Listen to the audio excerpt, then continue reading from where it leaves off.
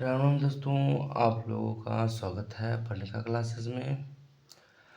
तो आज जो है पढ़ाने वाले हैं जो मॉडल सेट है क्लास 10 का, जो उसी में जो है सेट 3 का जो हमने सॉल्यूशन कराया था। और उसमें जो है दीर्घोत्तरी अभी तक बचा हुआ था, ठीक ना। जो है काफ़ी टाइम हो गया है, लगभग 2 से 3 दिन हो गया है वीडियो आए हुए, न्यू वीडियो आए हुए, ठीक है। तो जो है थोड़ा सा समय लग गया इसमें, ठीक। क्योंकि इसमें जो है क्या था, बीच में जो है राम अयोध्या महोत्सव भी था वो सब।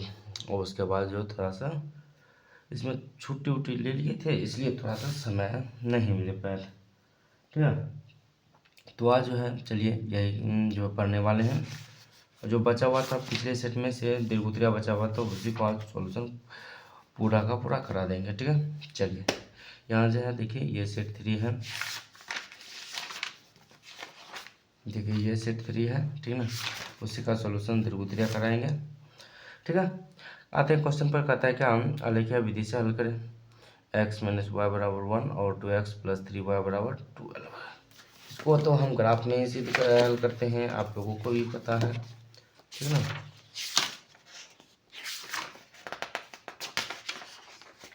चलिए यहाँ पे बचा हुआ है 31।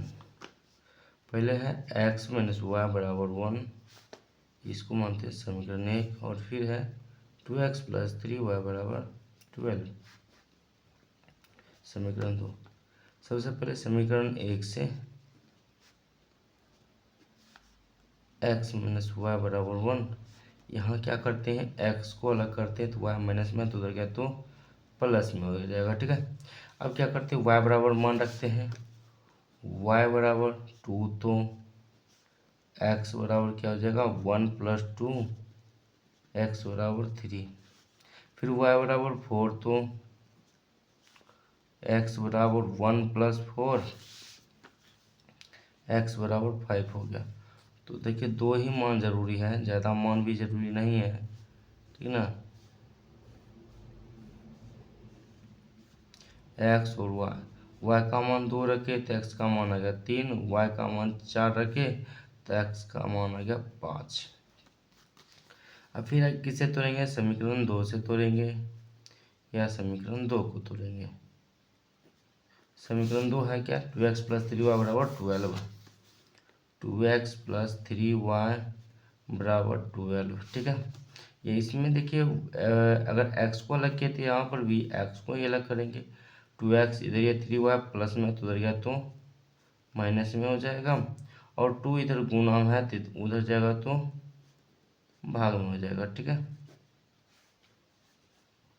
अब x अब y का मान रखेगा। सबसे पहले y बराबर 0 तो रखते हैं, ठीक है। तो x बराबर क्या हो जाएगा, y के जगह पर 0 आ जाएगा, ठीक है। y के जगह पर 0 आ जाएगा तो 12 में देखिए ये 0 हो जाएगा, 12 में 0 गया 0 बटा 2 बराबर 6 आ गया, यानी जो है x बराबर आ गया 6, ठीक है। फिर अगर y बराबर जो है y बराबर यहाँ पर रखते हैं कितना 2 रख लेते तो x बराबर आ जाएगा क्या 12 माइनस 3 मल्टीप्लाई 2 बटे 2, ठीक है। तो x बराबर 12 माइनस ये आ गया 6 बटा 2, और x में 12 में 6 घटाएंगे 6 बटा 2 काटेंगे तो कितना आ जाएगा 3 डिवाइडेड बाई 3, ठीक है। तो ये आ गया। अब देखिए यहाँ पर बनाते हैं बॉक्स,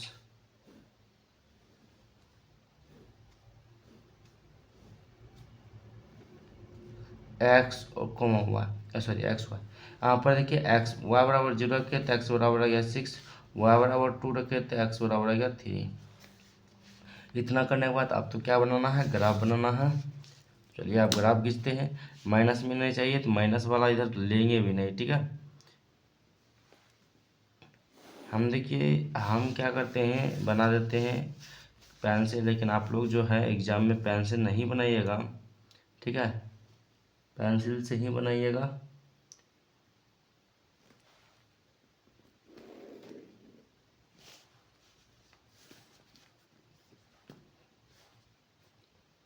यहाँ से हो गया वाई डैश एक्स डैश 1 2 3 4 5 6 7 8 9। ज़्यादा लीजिए भी नहीं, ठीक है, ज़्यादा ज़रूरत भी नहीं है। 1 2 3 4 5 6 7। ये हो गया वाई एक्स और ये हो गया एक्स अक्ष। सबसे पहला बिंदु क्या कर रहा है, 3 2 लेने के लिए, एक्स में 3 और वाई में 2, तो यहाँ आ गया। फिर कहता है क्या 5 4, एक्स में 5 और वाई में 4, तो यहाँ आ गया। एक रेखा ऐसे खींचेगा, ठीक है, हम खींचते हैं इसको।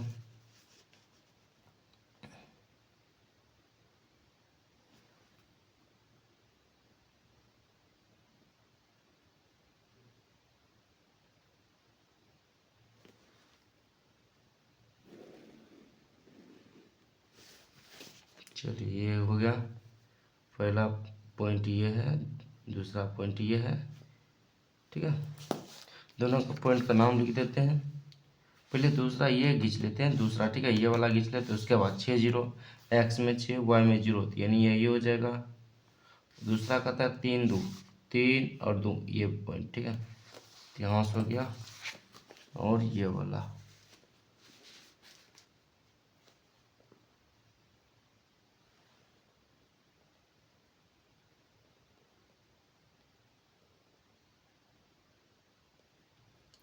देखिए, अच्छे से आप लोग देख लीजिएगा, ठीक है ना, अच्छे से बनाइएगा।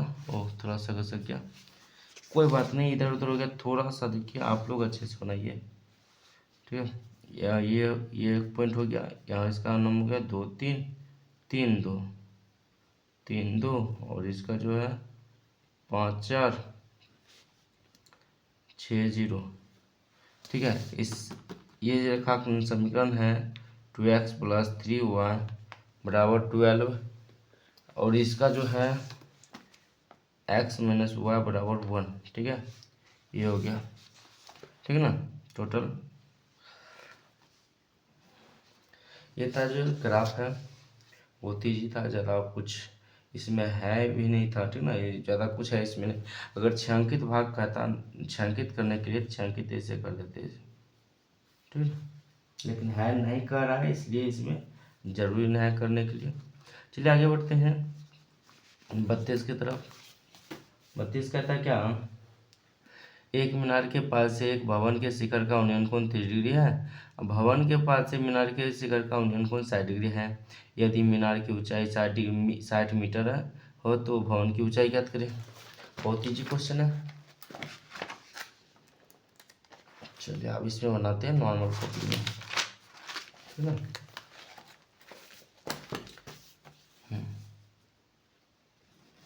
एक भवन है और एक मीनार है, ये मीनार है, ये भवन है, ठीक है। यहाँ से और ये दोनों इसे मिला, ABCD।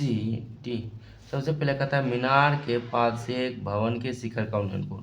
मीनार का पास बिंदु ये हुआ, भवन के शिखर का ये हो गया भवन के शिखर, इसका जो उन्नयन कोण बन रहा है कितना डिग्री बन रहा है, 30 डिग्री बन रहा है, 30 डिग्री।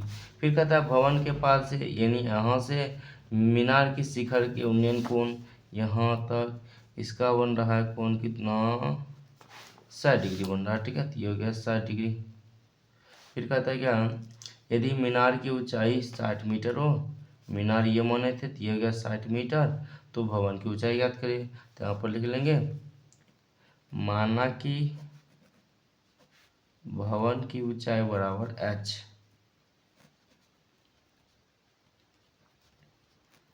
मीटर। अभी तक BC भी नहीं दिया गया है, तो BC को BC रहने देते हैं। सबसे पहले लेते हैं ये बड़ा वाला त्रिभुज में ABC में, ठीक है, ABC में, त्रिभुज ABC में, ठीक है। ध्यान देखिए क्या होगा, ये हो गया लंब, इस थीटा के अनुसार ये लंब और ये आधार हो गया। हमको चाहिए ये मान, नहीं चाहिए हमको, ये मान चाहिए, तो ये tan थीटा पर हो रहा है, tan theta sorry tan 60 degree, side ले लेते हैं, AB बटा BC, AB बटा BC। tan 60 का मान कितना होता है √3। ए बी का मान है 60/BC, यानी जो है BC बराबर आ गया 60√3 मीटर। ठीक है, ये आ गया। आगे बढ़ते हैं। अब देखिए, अब ये क्या करते हैं, DBC त्रिभुज में आ जाते हैं। त्रिभुज DBC में, ठीक है, इसमें टेन 30 का प्रयोग करेंगे। टेन 30 डिग्री बराबर DC/BC। DC/BC, DC का मान पता नहीं है, DC का मान H और BC का मान यहाँ से 60/√3। ठीक है, 1/√3, और इसको पलटेंगे तो √3 जो है ऊपर चला जाएगा और 60 नीचे आ जाएगा। तो यहाँ जो आ गया, ये से गुना होगा तो H गुने √3 गुने √3 और 60 कम 60। तो यहाँ से आ गया H गुने √3 बराबर 60। H बराबर खत्म हो गया, कितना हो गया 20 मीटर। ठीक है, अतः भवन की ऊंचाई बराबर 20 मीटर। ठीक है, आगे बढ़ते हैं। यह था जो 32 नंबर क्वेश्चन। 33 पर आप आते हैं। 33 क्या कहता है, कहता है क्या, सिद्ध करे कि यदि किसी त्रिभुज की एक भुजा के समांतर एक रेखा खींची जाए तो अन्य दो भुजाएं एक ही अनुपात में विभाजित हो जाती है। ठीक है, ये जैसा लगता है, ये जो थेल्स प्रमेय है, किसका है, थेल्स प्रमेय है। ठीक ना, तो थेल्स प्रमेय ही इसमें सिद्ध करेंगे। 33 थेल्स प्रमेय के लिए जो है फिगर बना लेते हैं। ठीक है ना, आप लोग भी पढ़े होंगे थेल्स प्रमेय।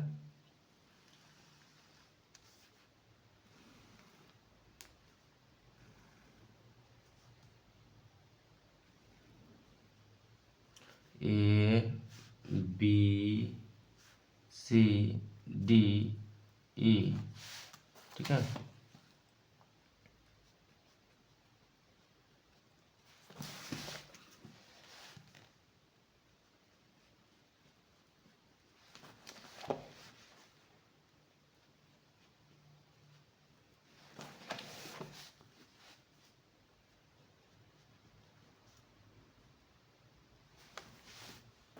ये हो गया NM।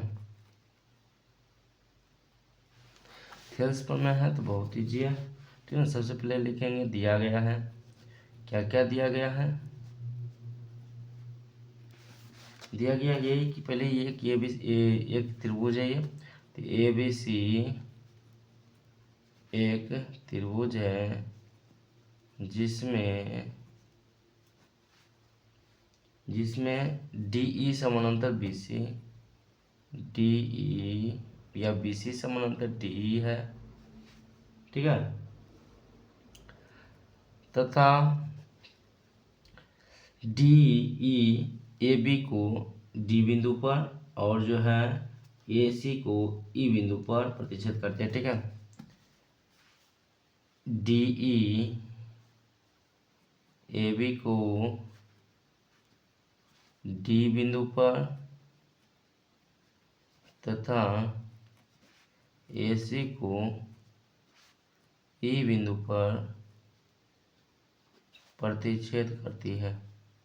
ये हो गया, दिया गया था। ठीक है, अब देखिए इसमें सिद्ध क्या करना है, सिद्ध करना है तो इस पर हम क्या सिद्ध करना था, सिद्ध करना था AD/DB AE/AC, यही तो सिद्ध करना था। ठीक है, रचना क्या क्या की है, जो डॉट लाइन है सब रचना है। ठीक है, सबसे पहले जो है DM लंब डाले हैं AC पर, और जो है EN ये भी लंब डाले हैं AB पर। ठीक है, तथा B को E से, BE तथा BE और ले लीजिए। और यह एवं DC को मिलाया, DC को मिलाया। ठीक है, इतना रचना किए थे प्रमाण। सबसे पहले लेंगे त्रिभुज। देखिए ये वाला त्रिभुज ADE में, त्रिभुज ADE में, ठीक है, त्रिभुज ADE का क्षेत्रफल आधार, देखिए त्रिभुज का क्षेत्रफल क्या होता है, आधार 1/2 गुने आधार की ऊंचाई। इसमें आधार ढूंढेंगे, आधार तो ये हो गया AD, लेकिन ऊंचाई तो यहाँ हुआ, ये नहीं हुआ ऊंचाई। इसको ऐसे करके देखिए आप लोग, ठीक है, दिखाई पड़ रहा। देखिए आधार तो AD हो गया, ऊंचाई EN हो गया, ठीक है, ऊंचाई यहाँ पर हो गया EN, ठीक ना। इसको मानते हैं समीकरण 1, या इसको समीकरण 1 नहीं माने, चलिए आप मान लेते तब कोई बात ना, आप मान लीजिए। फिर आप त्रिभुज क्या करते हैं, त्रिभुज DBE का क्षेत्रफल, DBE का क्षेत्रफल 1/2 गुने आधार तो DB हो गया, लेकिन ऊंचाई क्या होगा, EN भी EN ही रहेगा, ठीक है, ऊंचाई क्या रहेगा, EN ही रहेगा। तो इस पर हम ये नहीं था, इसको मानते हैं समीकरण 2, ठीक है। अब क्या करते हैं, क्षेत्रफल इनटू त्रिभुज ADE बटा क्षेत्रफल इनटू त्रिभुज DBE, ठीक है। 1/2 गुने AD गुने EN बटे 1/2 गुने DB गुने EN, EN से EN खत्म, 1/2 से 1/2 खत्म, तो बच गया AD बटा DB, समीकरण हो गया 3, ठीक है। अब आगे बढ़ते हैं, अब फिर से आते हैं त्रिभुज ADE में, त्रिभुज ADE का क्षेत्रफल, लेकिन इस बार थोड़ा सा चेंज हो जाएगा बात को। क्या होगा, ये जो आधार था अब AE हो गया, इधर से ले लेते हैं, और ऊंचाई जो होगा क्या हो गया, ऊंचाई ये हो गया DM डिस्ट्रिक्ट मिनिस्टर, इसको मानते हैं समीकरण 4। और जो है ये वाला त्रिभुज ले लेते हैं, ये वाला त्रिभुज ले लेते हैं, ठीक है। त्रिभुज DEC का क्षेत्रफल 1/2 गुने, इसमें आधार हो गया EC, और ऊंचाई देखिए यही रहेगा, ठीक है, सॉरी ये रहेगा DM, EC गुने DM, समीकरण 5। फिर से वही बात, क्षेत्रफल इंटू त्रिभुज ADE बटे क्षेत्रफल इंटू त्रिभुज DEC बराबर 1/2 गुने AE गुने DM, फिर 1/2 गुने EC गुने DM, यहाँ से DM खत्म, 1/2 से 1/2 खत्म, AE बटा EC, समीकरण 5, ठीक है। अब क्या होगा, यहाँ पर थोड़ा सा जो है भाषा लिखना पड़ेगा, ठीक है। अब क्या करना पड़ेगा, यहाँ पर थोड़ा सा भाषा लिखना पड़ेगा। चलिए भाषा लिखते हैं।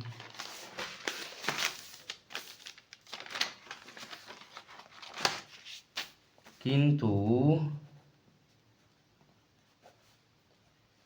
BDE त्रिभुज BED और जो है त्रिभुज CDE एक ही आधार DE पर क्या है, स्थित है, ठीक है कि नहीं है। BDE और DCDE, DBE और DEC ये किया था DE पर है ना स्थित, और समान समांतर रेखा BC और DE के बीच स्थित है। और यहाँ पर देखिए जो है समान समांतर रेखाएं जो है BC और DE के बीच ये दोनों त्रिभुज स्थित है। ठीक है,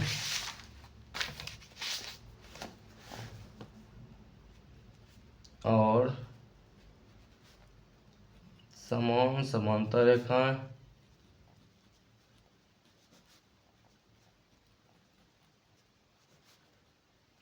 क्या है? समान समांतर रेखाएं BC और DE के बीच स्थित है।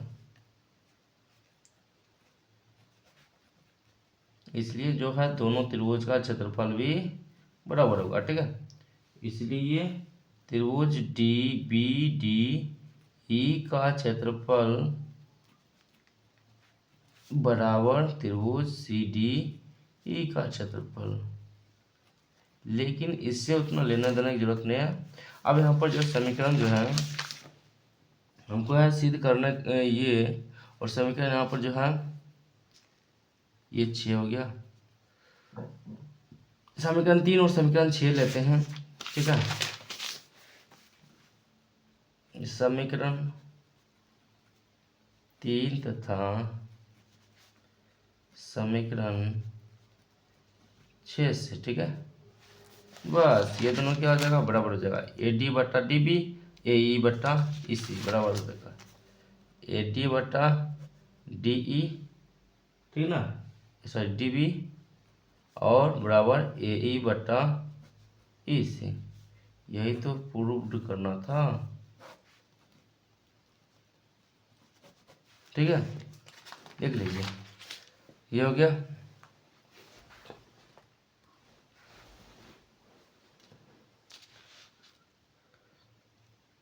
आप पॉज करके उतार लीजिए, पॉज करके। ठीक है, इसको रोक कर, वीडियो को रोक कर उसके बाद उतार लीजिए, उसके बाद आगे बढ़िए। ठीक ना, ये टोटल हो गया। उसके बाद आप क्या है, आगे है 34। कहता है दिखाइए कि बिंदु -1 -2 उसके बाद है 1 0 और -1 2 और -3 0 1 वर्ग है। ये भी बहुत मज़ेदार क्वेश्चन है। 34, ठीक है, ये भी क्या है, मजेदार क्वेश्चन है।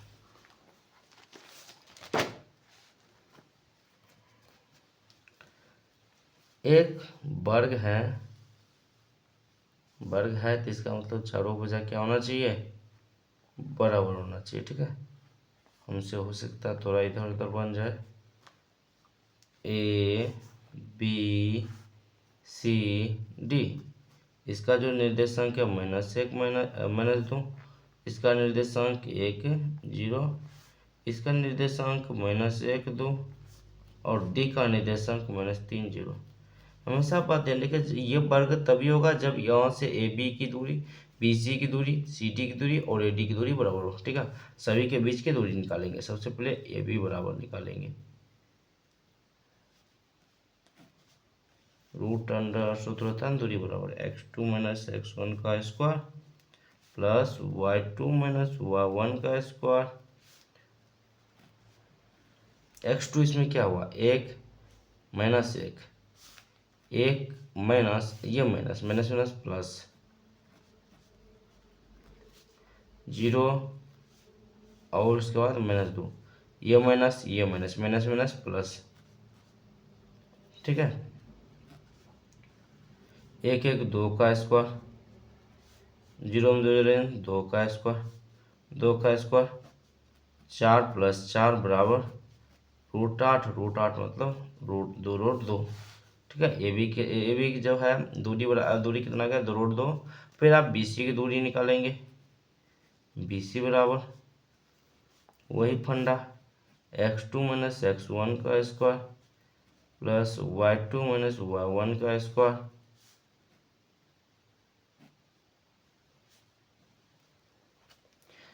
यहाँ पर देखिए -1 और -1, -1 का स्क्वायर, 2 और 0 में घटा देंगे,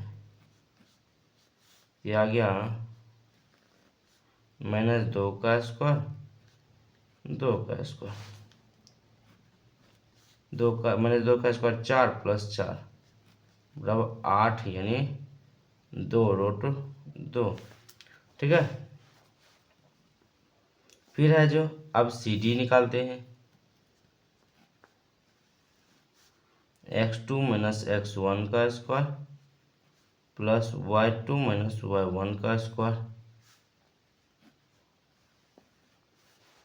यहाँ पर हो गया x2 यानी -3 और -1, तो -3 से माइनस और -1, माइनस माइनस प्लस 1 का स्क्वायर प्लस y2 यानी 2 से 0 घटा देंगे, हो गया कितना -2 का स्क्वायर प्लस 2 का स्क्वायर, -2 का स्क्वायर 4 प्लस 2 का स्क्वायर 4, 4 4 8, 8 जो है 2 रूट 2 आ गया। एक और निकालना है AD, ठीक है, AD बराबर निकालते हैं, फार्मूला तो वही लगेगा सभी जगह, x2 माइनस x1 का square plus y2 minus y1 का स्क्वायर। इसमें देखते हैं x2 और x1 क्या है,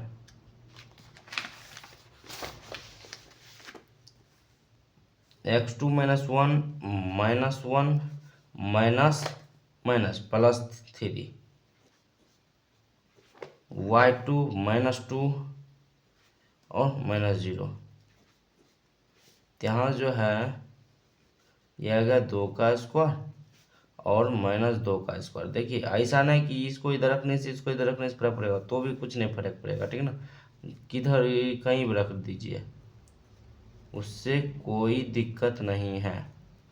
यहाँ पर अब देखिए जो है AB का अमाउंट, BC का अमाउंट, CD का अमाउंट और AD का अमाउंट सभी बराबर है, चूँकि AB बराबर BC बराबर CD बराबर AD, अतः ABCD एक वर्ग है, ठीक है, हो गया, अतः ABCD एक वर्ग है। चलिए आगे आते हैं 35 पर। 35 क्वेश्चन क्या कहता है, कहता है कि एक क्रिकेट टीम के कोच 7 बल्ले और 6 गेंद 3800 रुपये में खरीदी, बाद में उसने 3 बल्ले और 5 गेंद 1750 रुपये में खरीदी, प्रत्येक बल्ले और प्रत्येक गेंद का मूल्य ज्ञात करिए। इसमें तो मानना पड़ेगा, माना कि बल्ले की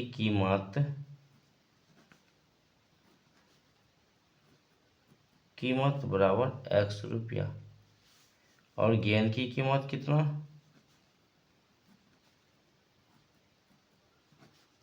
y रुपया, ठीक है। प्रश्नानुसार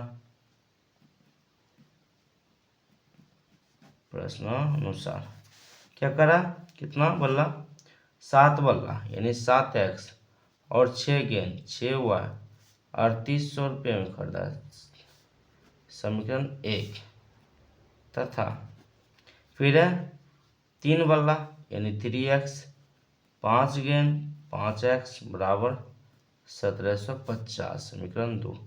अब इसको आप जिस विधि से, चाहे विलोपन, चाहे वज्र गुणन करने, चाहे प्रतिस्थापन विधि से हल करना चाहते हैं, किसी विधि से हल कर दीजिए, ठीक है। तो हम तो कोशिश करेंगे जो इसको किसी विधि से हल करें, वाई होगा यहाँ पर, विलोपन विधि से हल करें, ठीक है। तो हम क्या करते हैं, किसी को बराबर करते हैं, समीकरण 1 में कुछ से गुणा नहीं करते, यानी 1 से गुणा करते हैं, और समीकरण जो है 2 में क्या कर देते हैं, 6 से गुणा कर देते हैं, वाई बराबर हो जाएगा तब, ठीक है। अब इसमें जो है ये इसमें 5 से गुणा करना पड़ेगा, तब ना ये भी 30 और ये भी 30 हो जाएगा, 7 5 35, 6 5 30 हुआ, और यहाँ पर 5 से गुणा करेंगे, 38 5 कितना होता है, 8 5 40, 15 16 15 4 19, ठीक है, इतना हो गया 19,000। इसमें 6 से गुना करना पड़ेगा, 6 3 18x 6 5 30 हुआ,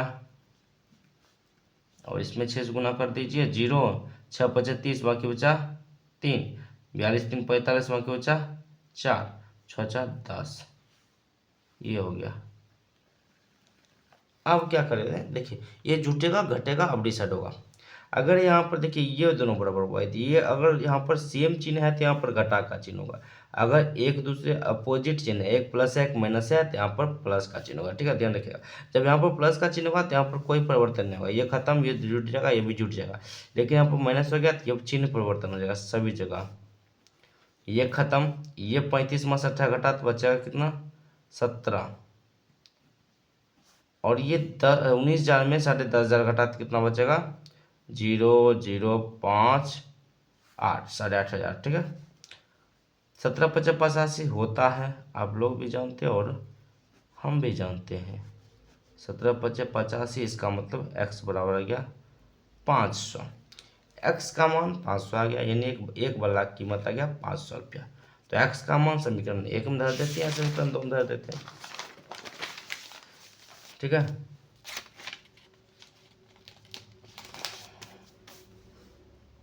x का मान समीकरण 1 में देने पर, समीकरण 1 क्या है, 7x + 6y बराबर 3800। x का जो मान आया है कितना आया, 500।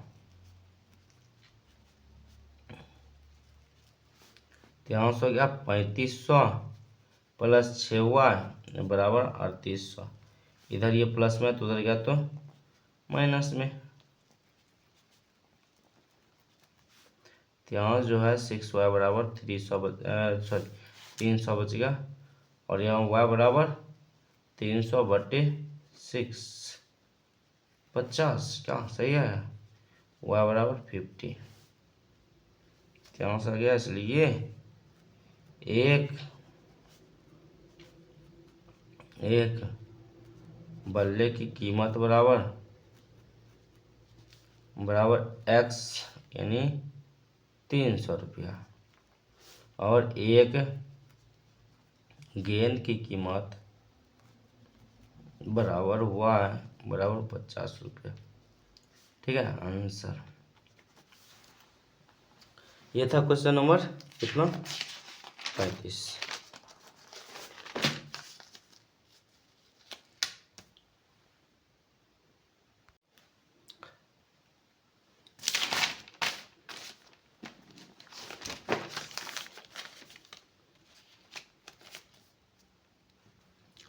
अब आते हैं कितना पर, 36। 36 भी बहुत मजेदार क्वेश्चन है। कहता है क्या, यदि sec theta plus tan theta बराबर m, तो सिद्ध करें कि sin थीटा बराबर m² - 1 बटा m² + 1। देखिए ये सिद्ध करना ना, ये क्या उल्टा दे दिया। ठीक है, ये दिया, इससे ही ये सिद्ध करना है।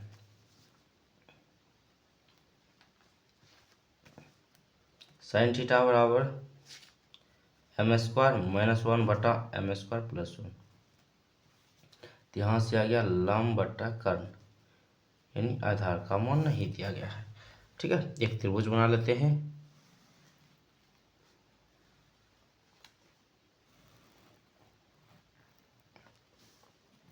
ए बी सी, इसको मानते हैं थीटा, तो इसके अनुसार ये m² - 1 और ये m² + 1।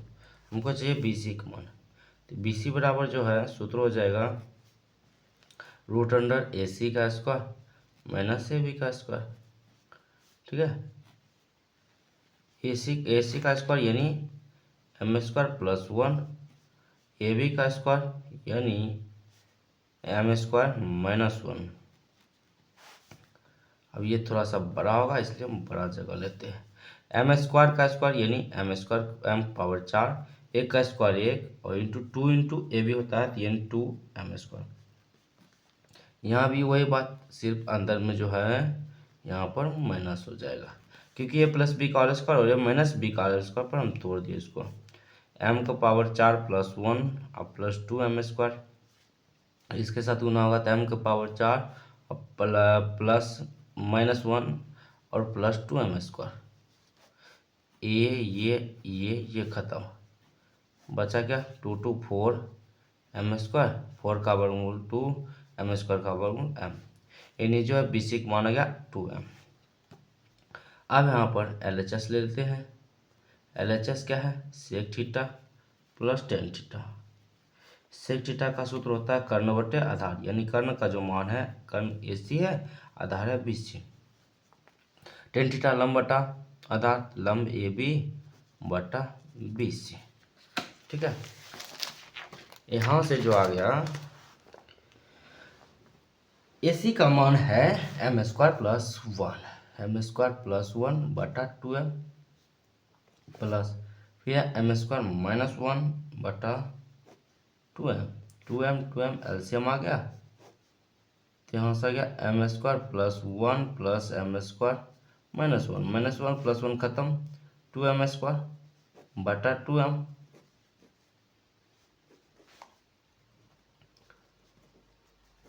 ठीक है, RHS प्रूव्ड। ठीक है, बहुत ईजी था, ज़्यादा इसमें कुछ नहीं था।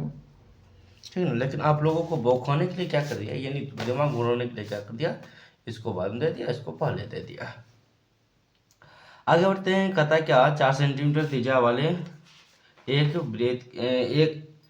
वृत्त पर ऐसी दो स्पर्श रेखा खींचे जो परस्पर 60 डिग्री के कोण पर झुकी है। देखिए, इसको तो हम जो है अच्छे से बता नहीं सकते, क्योंकि मेरे पास जो है डिवाइडर नहीं है। ठीक है, ज्योमेट्री बॉक्स नहीं है, लेकिन हम जो है ऐसे हिंट दे सकते हैं। माना कि देखिए, सबसे पहले क्या कर दीजिएगा, इतना 37,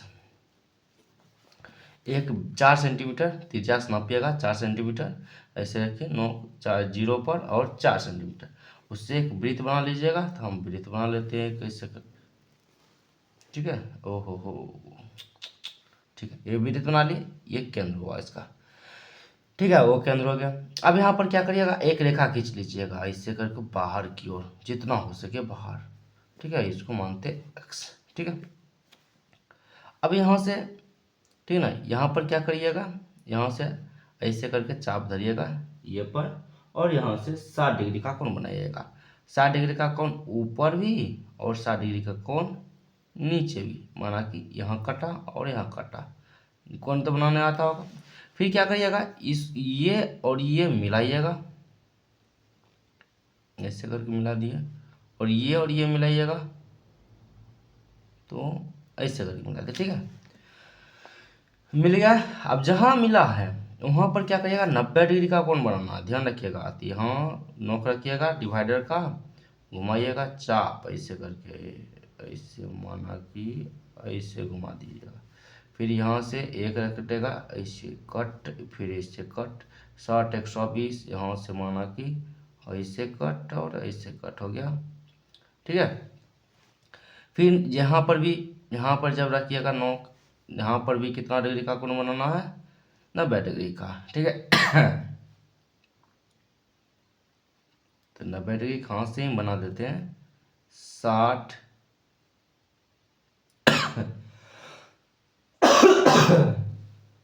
60 120 और, ठीक है, हम बना दिए इतना सब। अब ये और ये जहाँ मिलेगा, देखिए स्केल से मिला देते हैं इसको,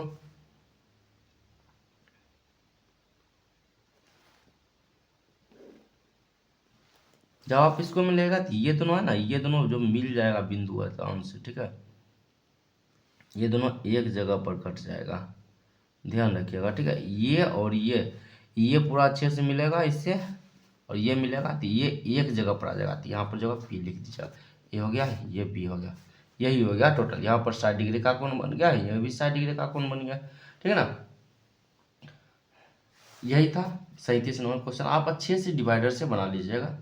अब बढ़ते हैं 38 की तरफ। कहता क्या 38, एक ठोस जिसमें 120 सेंटीमीटर, देखते हैं क्वेश्चन नंबर, एक ठोस जिसमें 120 सेंटीमीटर ऊंचाई तथा 60 सेंटीमीटर त्रिज्या वाले एक शंकु सम्मिलित है। पहले इसको शंकु बनाते हैं।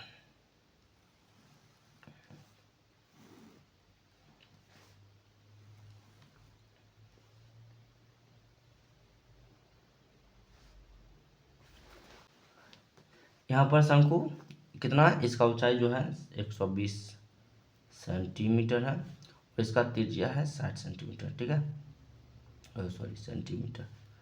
यहाँ पर कहता है क्या, फिर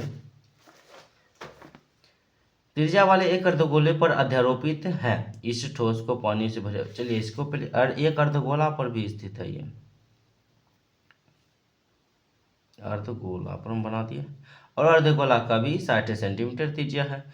फिर कहता है क्या, इस ठोस को पानी से भरे हुए एक लंब वृत्तीय बेलन को इस प्रकार में लंबा डाल दिया जाता है कि यह बेलन की तली को स्पर्श करे। यदि बेलन की त्रिज्या 60 सेंटीमीटर, बेलन का भी त्रिज्या 60 सेंटीमीटर और ऊंचाई 180 सेंटीमीटर, तो उसका क्या करते हैं, ये जो है इसमें बेलन डाला जाता है, बेलन के अंदर ये डाला जाता है।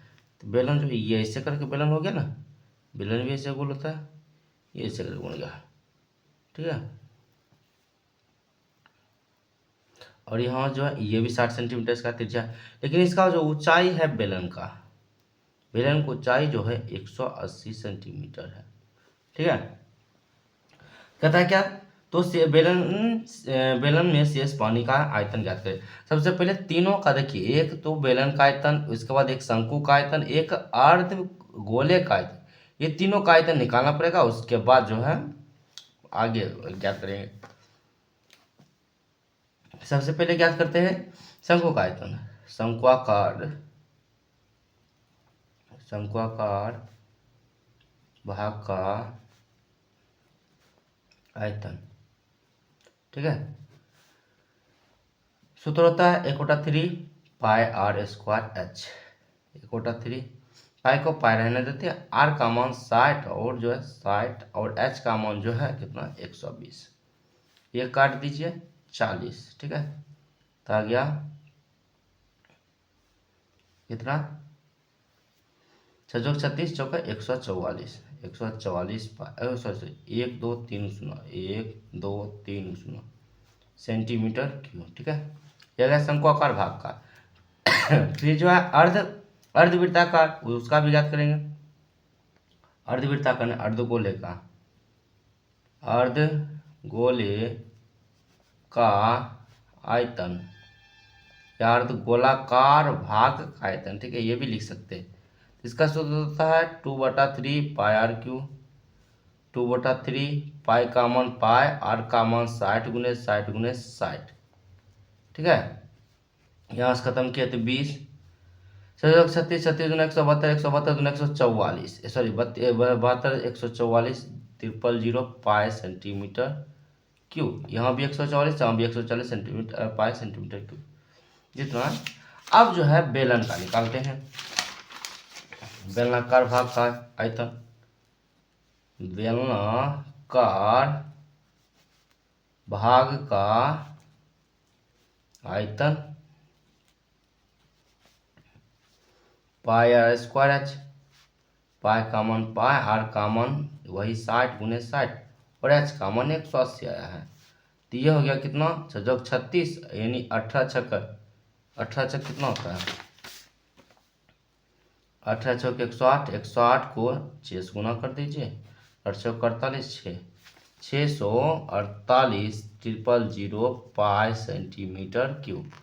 अब ठीक है, अब क्या कर रहा है, शेष जो है पानी, बेलन में शेष पानी का आयतन, क्या लिखेंगे, बेलन में शेष पानी का आयतन बराबर, ठीक है। पहले तो बेलन का आयतन था उतना, टोटल बेलन का आयतन था 648 000 पाई, और उसके बाद इसमें से घटा देंगे 144 000 पाई और प्लस फिर 144 000 पाई, क्योंकि दो जो है उसमें एक शंक्वाकार है एक अर्धगोला है, तो उसको दोनों को जोड़ेंगे ना, ठीक ना। तो यहाँ जो आ गया कितना 648 000 पाई, ये हो गया 188 288 000 पाई। यहाँ से घटाएंगे तो कितना बचेगा 0, ये हो गया 6 और 360 000 पाई, कितना सेंटीमीटर क्यूब इसका पानी का जो है शेष बच गया, ठीक है। अब यहाँ पर पाई को हल करिए या पाई को हल नहीं करिए, उससे कोई दिक्कत नहीं है, ठीक ना, लेकिन इतना आ गया है। ये भी ज़्यादा कुछ बड़ा क्वेश्चन नहीं था। पहले शंक्वाकार भाग का आयतन निकाल लिया, उसके बाद अर्धगोलाकार भाग का आयतन ज्ञात किए, उसके बाद बेलनाकार भाग का आयतन ज्ञात किए, उसके बाद जो देखिए, अब एक बात ध्यान रखिए, अब करा कि जो है इसमें अगर पूरा बेलन में पानी है, ठीक है, अगर कोई इसमें ठोस चीज़ डालते हैं तो क्या होगा, जितना उसका आयतन है उतना ही मात्रा में क्या आ जाएगा, उसके उतना उतना ही मात्रा में बाहर निकल जाएगा पानी, ठीक है। तो बेलन में जो था शेष पानी का आयतन, टोटल बेलनाकार भाग का आयतन में से जो दोनों शंक्वाकार और अर्धगोलाकार भाग को घटा दिए, कितना बच गया, कितना बच गया 3640, यानी उस पर 4 जीरो है, आप पाए कि इतना भाग बच गया है, ठीक है। यह था जो है 38 क्वेश्चन नंबर, ठीक ना, अब खत्म हो चुका है। उसके बाद जो है अब सेट 4 चालू होगा, तो जो है बने रहिए अच्छे से, मज़ेदार और मज़ेदार मज़ेदार जो है आगे क्वेश्चन भी आएगा, क्योंकि एग्ज़ाम तो बहुत नज़दीक आ गया है। अब पढ़ने में भी बहुत मज़ा आता होगा आप लोगों को, और जो है सब्जेक्टिव को ज़्यादा पकड़िए, सब्जेक्टिव ऑब्जेक्टिव सभी को अच्छे से पकड़ कर रखिए, जैसे पकड़ के जितना रखिएगा उतना आपको ही फायदा होगा। चलिए, यहाँ तक बने रहने के लिए आप लोगों को बहुत बहुत धन्यवाद। अब मिलते हैं नेक्स्ट वीडियो में नए सेट के साथ।